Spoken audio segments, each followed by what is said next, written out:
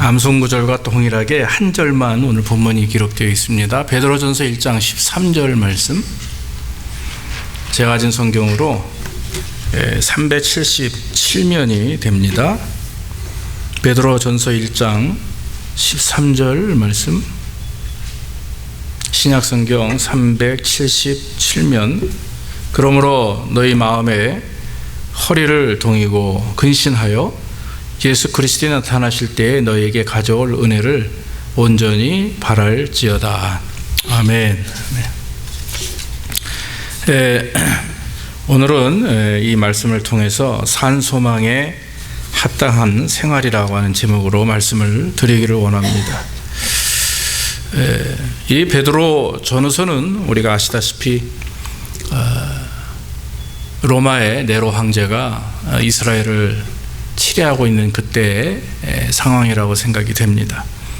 그래서 이스라엘, 특히 그 초대교회 성도들이 온갖 핍박과 어려움을 많이 당했죠. 수없이 많은 크리스찬들이 죽음을 당했습니다. 수백 년 동안 약 10명의 황제들을 통해서 이 초대교회 성도들은 큰 핍박을 당했다고 합니다. 지금 이 베드로 전후서도 마찬가지로 이 사도 베드로가 핍박과 환난 속에 있는 성도들을 향해서 힘을 주고 또 지금 당하고 있는 고통을 잘 참고 인내할 수 있도록 그렇게 격려하는 의미에서 복음을 증거하는 그런 말씀입니다. 특별히 그 예수님의 재림을 고대하면서 어려움과 그 고통 속에 살아가는 크리스찬들, 그 초대교회 성도들을 향해서 마음을 굳게 먹고 허리를 동이고 근신하면서 주님 오실 때 주실 은혜를 기억하자. 그러면서 하루하루 정말 오직 하나님만 바라보며 하나님을 향한 그 소망만을 가지고 살아가는 그런 성도들에게 주시는 그런 말씀입니다. 우리가 알다시피 구원은 믿음으로 얻는 겁니다. 믿음의 조건은 구원의 조건은 믿음입니다. 절대적인 행위가 아니죠. 그러나 믿음을 가진 자들이 드러내야 될 부분이 있습니다. 그게 행위입니다.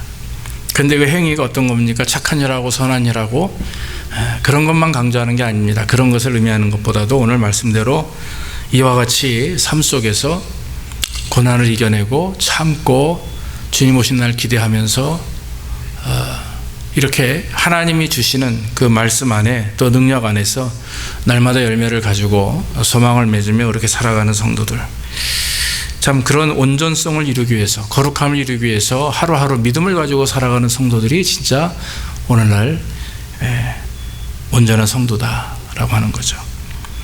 요한계시록에 보면은 7개 교회가 등장합니다. 우리가 잘 아시는 교회가 있죠. 그 중에 이제 서머나 교회하고 빌라델비아 교회는 주님 앞에서 칭찬을 받았습니다. 너희가 작은 무리고 힘들고 어렵고 환난 중에 있어도 너희가 끝까지 믿음을 참고 인내하며 잘 견딤으로 너희에게 생명의 면류관을 주겠다. 또 그렇게 서머나 교회 말씀했고, 빌라델비아 교회도 이 인내의 말씀을 지켰기에 시험의 때를 면하게 될 것이다. 그렇게 말씀을 했어요. 근데 에베소 교회는 어떻습니까? 처운 사랑을 버렸다고 책망하셨어요. 버가모 교회는 어떻습니까? 발람의 교훈과 니골라당의 교훈을 지켰다. 이단 사살에 빠졌죠. 두아디라 교회도 그랬습니다. 이세벨을 용납했다. 그래서 그 당시 여선지자, 가짜 거짓 선지자를 용납하고 행음하고 사단의 교훈을 알지 못했다 그랬어요. 사대교회는 어땠습니까? 살았다 하나 죽은 자로다 그랬어요. 라우디게아 교회는 어떻습니까? 차든지 덥든지 해라. 미지근한 신앙생활을 했단 얘기죠.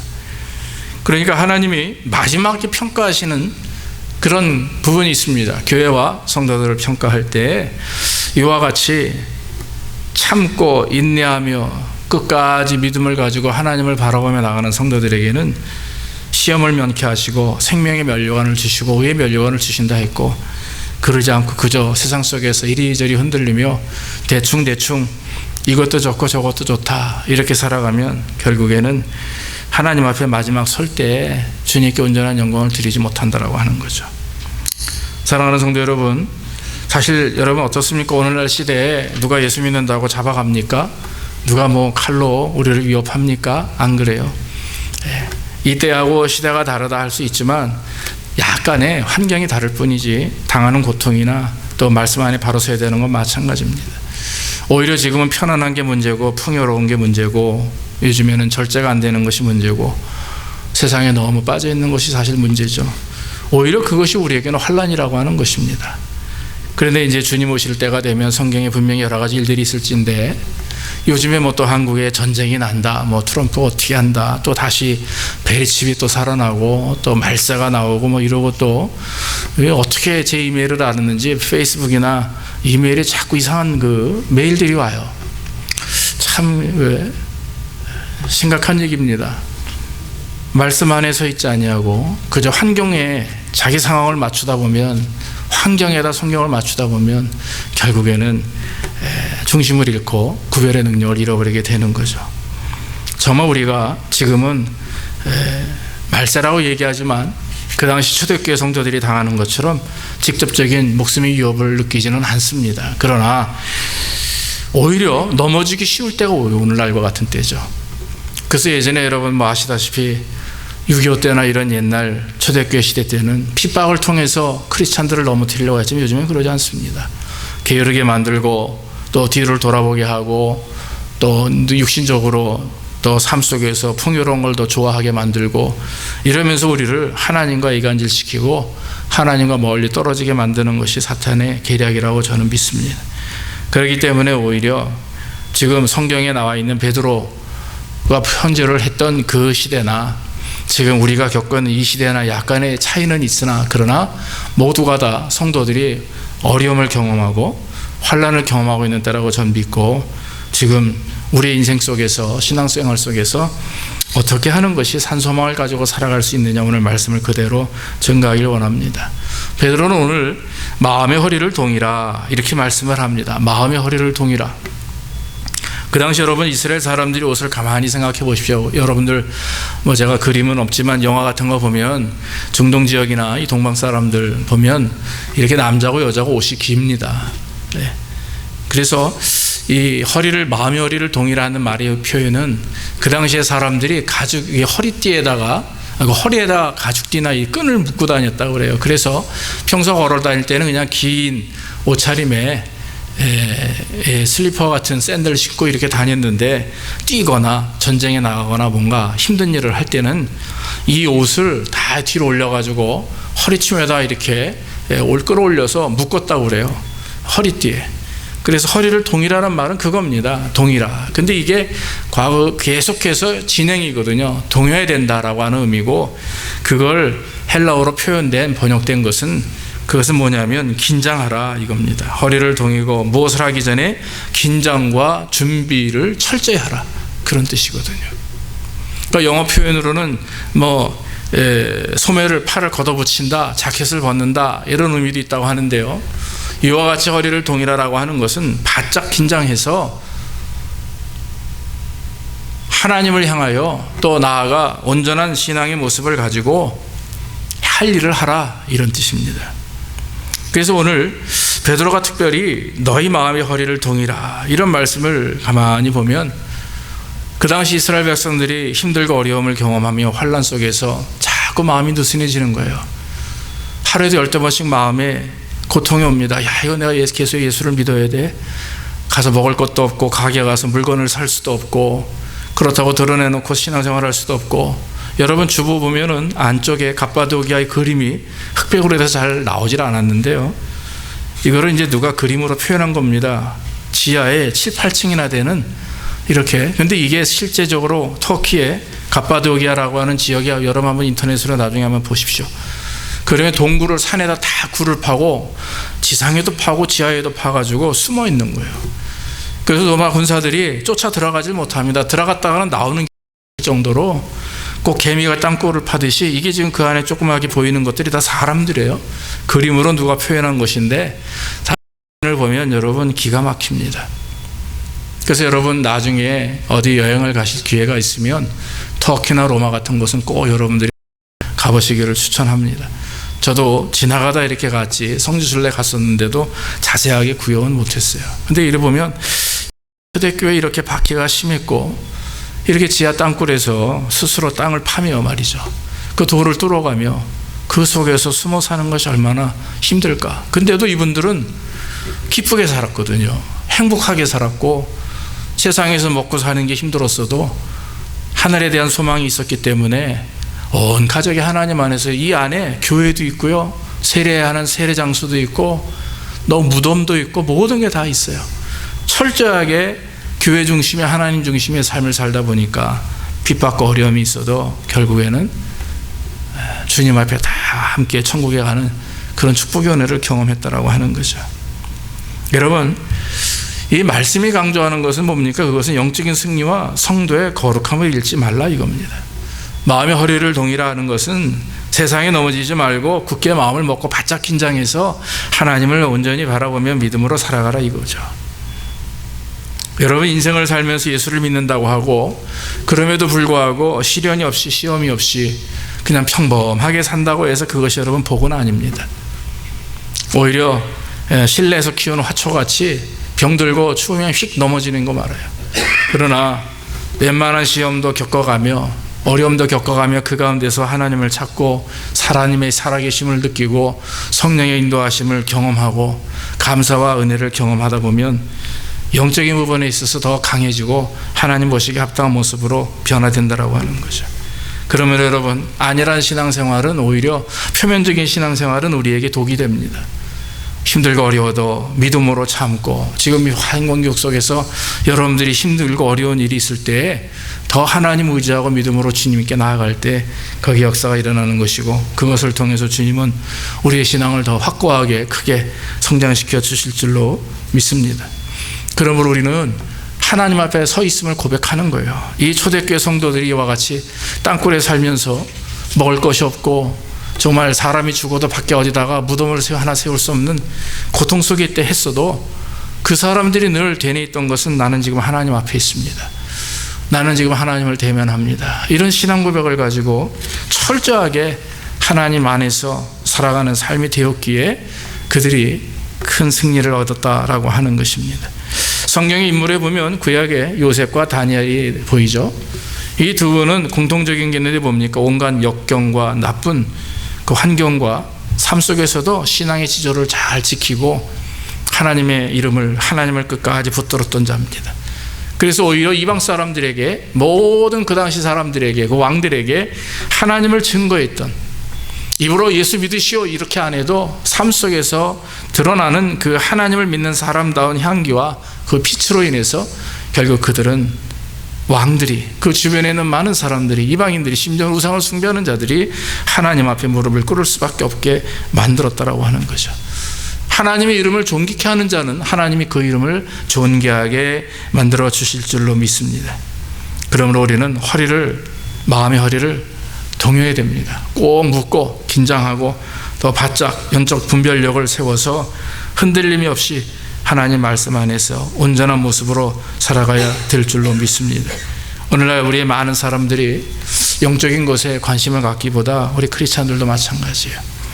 지적인 것이나 이성적인 것, 이 땅에서 살아가는 편안함을 가지고 거기에 관심을 갖는 경우가 많이 있음을 고백합니다. 오히려 여러분, 편안할수록, 풍요로울수록 더 여러분 넘어지기 쉬운 거 우리가 알죠.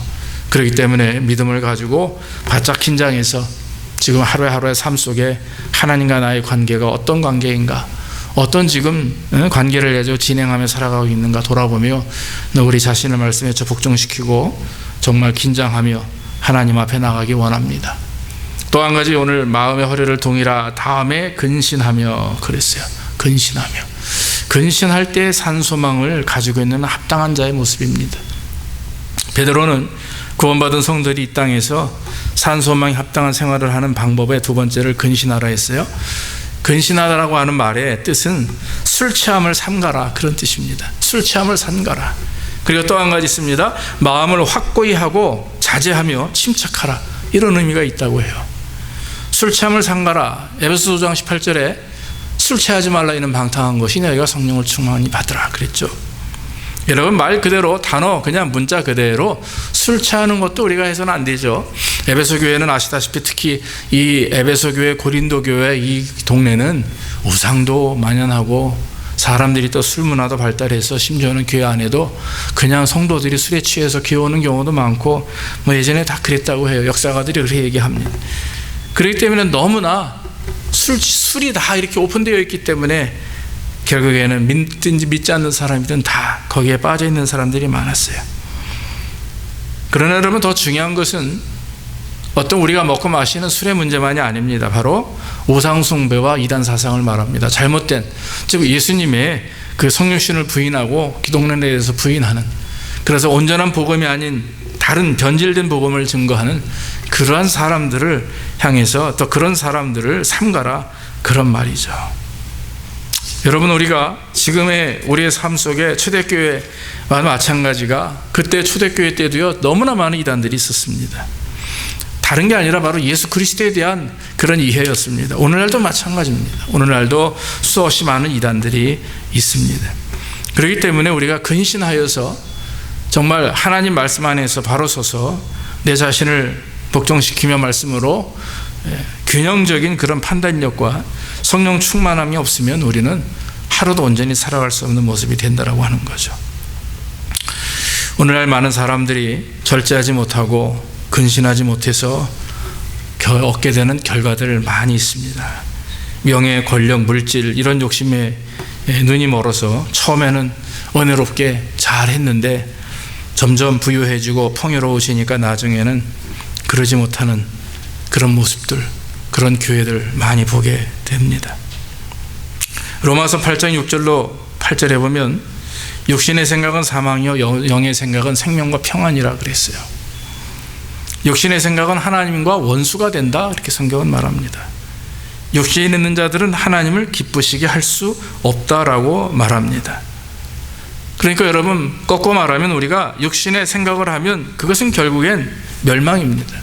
그렇기 때문에 영적인 하나님의 그 하나님 안에서 영적 생각, 또 영적인 삶의 모습이 있어야 되는데, 그러기 위해서는 근신하며 오히려 성령 충만하기를 원해야 되는 거죠. 이미 우리가 예수 그리스도를 믿고 거듭난 하나님의 백성으로 살 때 성령은 우리에게 함께 하셔서 우리로 하여금 충만케 하십니다. 우리를 인도하시고 우리와 함께 하시는 거죠. 그렇기 때문에 내가 그 하나님을 붙들고 성령을 붙들고 믿음으로 나아갈 때 하나님은 우리로 하여금 온전한 신앙생활을 할 수 있도록 힘을 주시고 능력을 주시는 겁니다.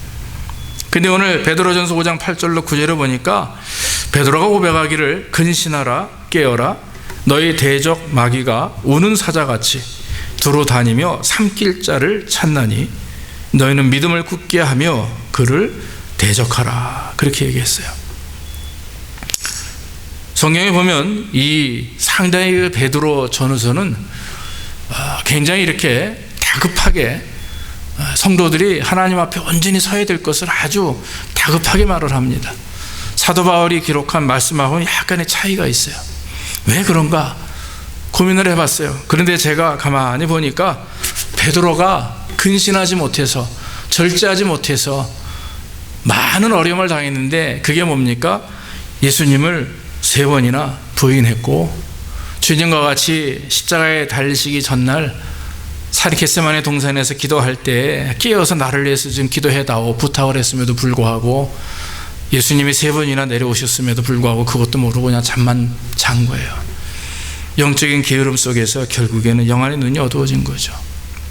그걸 직접 경험한 베드로였기 때문에 자기가 아무리 예수님을 따르고 수제자라고 남들이 다 주님을 해할지라도 절대로 그렇게 못할 겁니다. 내가 다 막을 것입니다. 뭐 호언장담을 하고 주는 그리스도시요 살아계신 하나님의 아들입니다. 주님께 칭찬받을 만한 신앙 고백을 했음에도 불구하고 정말 중요한 때 결국 베드로는 다 그걸 놓치고 말았어요. 왜 그렇습니까? 근신하지 않아서 그래요. 내가 아무리 신앙생활해도 올해 몇 년 했고, 내가 직분이 목사고 전도사고 장로고 권사고 뭐 이래도 근신하지 않으면 절제하지 않으면 결국에는 우리는 중요한 때 넘어지고 말게 된다라고 하는 것입니다. 가만히 말씀을 보니까 베드로가 그런 경험을 했기 때문에 사복음서에서는 베드로의 많은 부족함이 드러나지만 이 베드로 전후에서는 어때요, 여러분? 철저하게 주님 앞에 회개하고 돌아서서 변화되어서 자기 자신을 후회하며 회개하며 하나님 앞에 눈물로 편지를 성도들에게 쓴 모습이 역력히 보여진다라고 하는 것입니다. 여러분, 세대가 악한 세대죠. 그렇기 때문에 우리가 근신하지 않으면 우리는 넘어집니다. 또 실수를 반복하게 되는 것입니다. 그렇기 때문에 여러분, 우리가 근신해야 되는 겁니다. 그래서 세상에 취하지 말고, 또 여러 가지 잡다한 사상에 취하지 말고, 정말 내 자신을 돌아보며 각성하고 회개하며 또 절제하며 침착하게 우리 자신을 말씀 안에서 잘 하루하루 믿음으로 한 발짝 한 발짝 스텝 바이 스텝으로 이렇게 나아갈 때 분명히 산 소망을 가지고 살아가는 성도의 모습이 우리 안에 이루어지게 될 줄로 믿습니다. 마지막으로 성경에서 말씀하시는 내용은 예수 그리스도에 나타나실 때에 너희에게 가져올 은혜를 온전히 바랄지어다 그랬어요. 우리가 여러분, 주님이 주신 은혜가 있기에 우리가 그것을 기대하는 겁니다. 미래에 대한 산소망을 가지고 산다라고 하는 거, 그것은 여러분 크리스찬의 특권이에요. 축복이에요. 여러분, 예수 믿지 않는 사람들에게 천국이라고 하는 단어를 듣기 어려워요.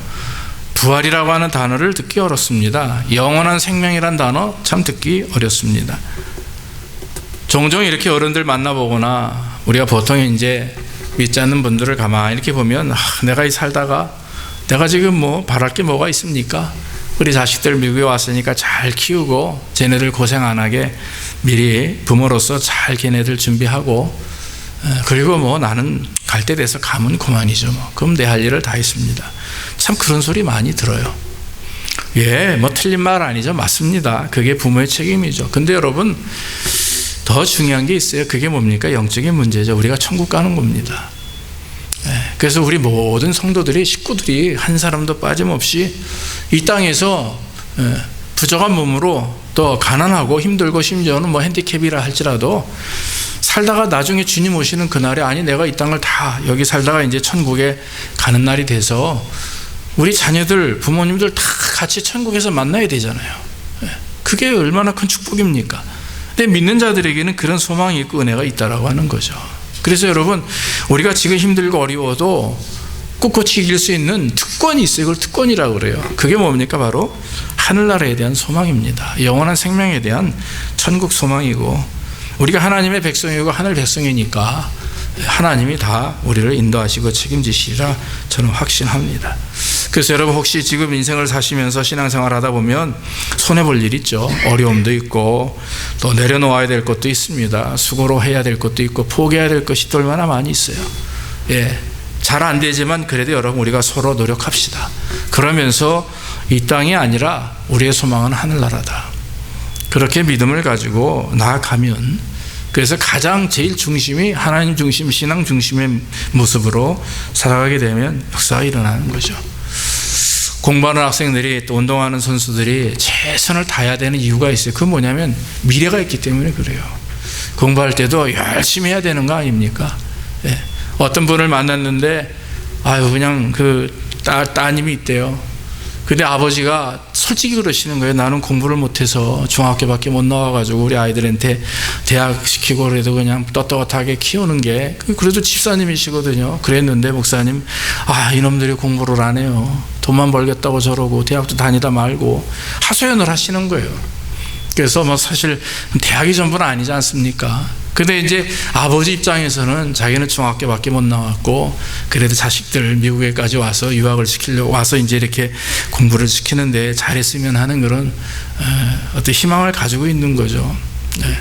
근데 여러분, 중요합니다. 그러나 더 중요한 게 집사님, 우리가 아이들 신앙생활 잘 할 수 있도록 그렇게 해서 나중에 또 신앙에 철이 들고 나이 먹으면서 철이 들면 또 늦지 않으니까 또 공부도 하고 그러는 거 아니겠습니까? 그러면서 제가 이렇게 잘 말씀을 들었고 서로 그냥 또 차 한잔하면서 웃으면서 좋은 시간을 보냈는데, 참 그래요. 여러분, 우리가 열심히 공부를 해야 됩니다. 또 운동선수들이 운동을 열심히 하는 것처럼 우리에게는 미래가 있잖아요. 근데 그 미래가 우리가 이 땅에서 잘 지식을 쌓고 뭐 학위를 받고 그런 것보다도 정말 주님이 우리와 우리 안에 오실 때, 또 재림하실 때 주께서 주시는 그런 축복, 우리는 그걸 더 사모하고 기대해야 될 줄로 믿습니다. 오늘 베드로전서 1장으로 보면은 거기 이제 3절과 8절 그 사이에 중요한 말씀을 합니다. 왜 베드로가 산 소망에 대해서 자꾸 말씀하시는지 얘기하는데, 먼저 3절에서 8절까지가 바로 산 소망을 가진 자에게 주시는 축복이 세 가지를 딱 나열하고, 너희가 이것을 우리가 받기 위해서는, 이 지금 안에서 우리가 벗어나지 않게 하기 위해서는 마음의 허리를 동이고 근신하여라, 이 말을 한 거거든요. 그게 뭡니까? 3절로 8절에 보면 첫째가 산 소망을 가져야 되는 이유가 있습니다. 산 소망을 가질 수밖에 없는 이유가 있어요. 첫째가 뭐냐면 썩지 않고 더럽지 않고 쇠하지 않는 기업을 하나님이 있게 하신다 그랬어요. 그리고 두 번째는 뭡니까? 믿음으로 말미암아 하나님의 능력으로 보호하심을 입었다 그랬어요. 산 소망을 가진 자들은 썩지 않고 더럽지 않고 쇠하지 않는 기업을 얻었고 이미 믿습니까? 그리고 믿음으로 말미암아 하나님의 능력으로 보호하심을 우리가 잊고 있고, 마지막은 뭡니까? 예수님이 나타나실 때에 칭찬과 연관과 존귀를 얻게 하려 하심이라 그랬어요. 할렐루야. 그래서 여러분, 지금 우리뿐만 아니라 우리의 자녀들이 산 소망 안에서 믿음으로 하나님께 영광 돌리며 살아가면 여러분 이미 기업을 얻게 하시는 거예요. 자녀에게 주시는 기업뿐만 아니라, 이 땅에서의 그런 기업뿐만 아니라 하늘나라에 대한 기업, 가장 중요한 하늘의 기업을 주신 거죠. 사랑하는 여러분, 우리가 받은 것, 또 우리가 받게 될 것, 그 은혜들과 소망들이 얼마나 귀하고 참 아름다운지 모릅니다.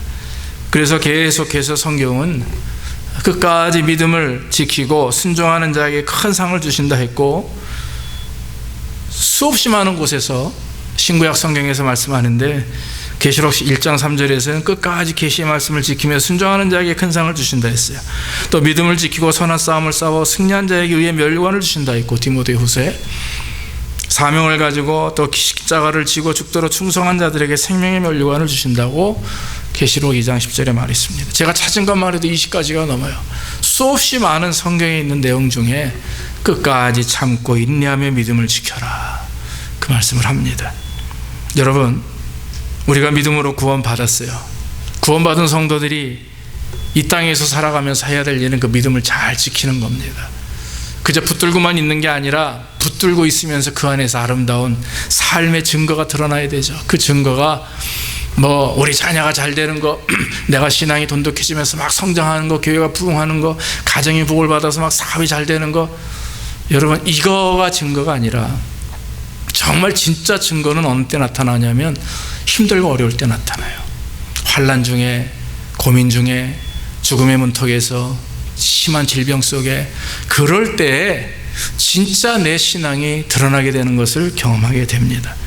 여러분, 우리가 정말 좋든 나쁘든 어떤 환경이든지 중요한 것은 내 믿음과 내 신앙이 흔들림이 없이 오늘 말씀대로 산 소망을 가지고 살아가는 성도들이 이미 이와 같은 큰 복을 받았는데, 그 복을 누리고 끝까지 지키기 위해서 필요한 것들이 바로 마음의 허리를 동이라, 근신하라, 주님이 주실 그 은혜와 이것을 기대하라, 우리에게 다시 한번 베드로가 말씀하고 있는 것입니다. 베드로가 신앙생활을 하며 인생의 실패를 경험했고, 또 주님을 3번이나 부인했고, 또 영적인 무뎌짐으로 주님과 같이 기도하지 못한 것 땅을 치며 후회하는 가운데서도 눈물로 그 성도들에게 쓴 편지, 분명히 오늘 우리에게 주신 말씀이라고 믿습니다. 모쪼록 산소망을 가지고 살아가는 저와 여러분들이 오늘 말씀대로 순종해서 우리도 동일하게 거룩함과 또한 산소망 안에서 구별되어 믿음으로 살아가는 저와 여러분들 되기를 주의 이름으로 축원합니다. 기도하겠습니다. 아버지 하나님, 감사합니다. 오늘도 하나님의 말씀을 증거할 수 있도록 인도하시니 감사하고, 오늘 말씀대로 우리가 산소망에 합당한 자가 되게 하옵소서. 그런 생활의 모습이 되게 하시고 마음의 허리를 동일하게 하시며 근신하게 하시며, 또한 하나님 주님 오시는 그날 우리가 주께서 주실 그 은혜를 바라며 참고 인내할 수 있도록 인도해 주시옵소서. 참으로 감사합니다. 우리의 일생이 이제는 그저 하나님 이 땅에 살아가며 그저 표면적인 크리스찬이 아니라 정말 절대적으로 주님의 말씀 안에 믿음 안에 살아가는 온전한 그리스도인들이 될 수 있도록 인도해 주시옵소서. 예수님의 이름으로 기도하옵나이다. 아멘, 아멘. 우리 찬송가 344장 찬송하시면서 힘을 드리겠습니다.